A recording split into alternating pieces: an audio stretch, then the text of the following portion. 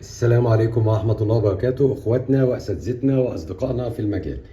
طيب بصوا حضراتكم، احنا هنا لما نيجي نشوف مثلا العجله دي، طبعا اول مشكله بتقابلها اي حد الترحيل على المسافات الطويله وكده، فبيبقى عندي مشكله. فانا دايما اقول له ايه، لو سمحت وريني عجلتك. ها، تمام كده. ليه؟ لان في مثلا بتركب كده، في بتركب قاعده. طيب دي بقى بتاعت الرفاعين هي يا فندم.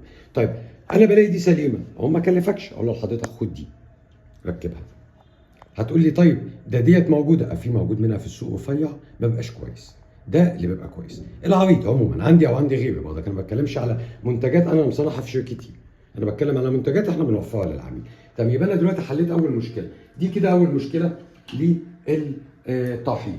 طيب تاني مشكله، انا عندي العربيه فيها مشكله، فيجي العميل يقول لو سمحت انا عايز كاوتش او عربيه، بنقول له حاضر يا فندم تحت امرك، صور وابعت. يقول لك ليه؟ اقول له طب تعالى وانا اوريك فرق بسيط اهو. اهو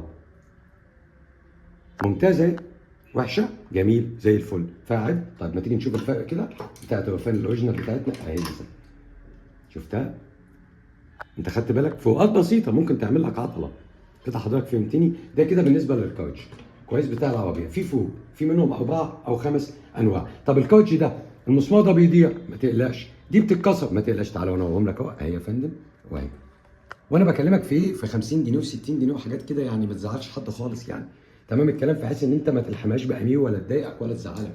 طيب انا بعد كده وصلت للمواتير، الخامه ضهرت مني، الموتور عمل مشكله، كل الكلام ده وارد. ما انت عندك ماكينه يا فندم شغاله، فوارد. طيب انا عندي كام نوع مواتير؟ هم دول مثلا حوالي 3 انواع او 4 انواع، ولسه عندي كمان نوعين بتوع الفيجن الاتحاد الاوروبي. يبقى انا لازم اركز ان الموتور بتاعي يكون مطابق، ما اوفقش حاجه لمكانتي. مستوردين زمايلنا ناس زي الفل، وناس موفره كل حاجه.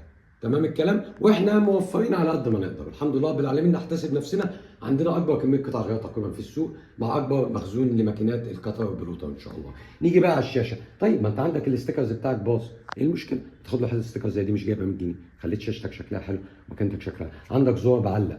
طب يا فندم ما هي موجوده عندنا اهي، بس بقول لحضرتك ابعت لي صوره فرجني، عشان قطع الغيار ابعت لك تبقى دان ديل خلصت.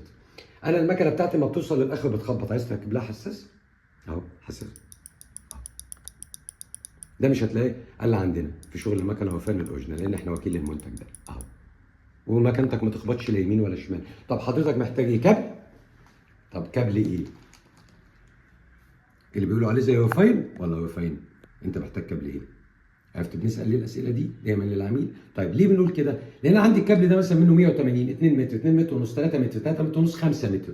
فالعميل لما يجي يسالني، ما يمكن الراجل قاعد في محله بره، في مكتبه بره، حاطط القطع والمكن جوه، عايز يوصل، يبقى عايز كابل 5 متر. فرق الاسعار ما بينهم بتتكلم في 50 جنيه فرق السعر ما بين الكابل والكابل، فده شيء ما يزعلش. لما تيجي مثلا تكلمنا على البورد، هبتدي لك بورده بسيطه اهي. شايف البورده دي؟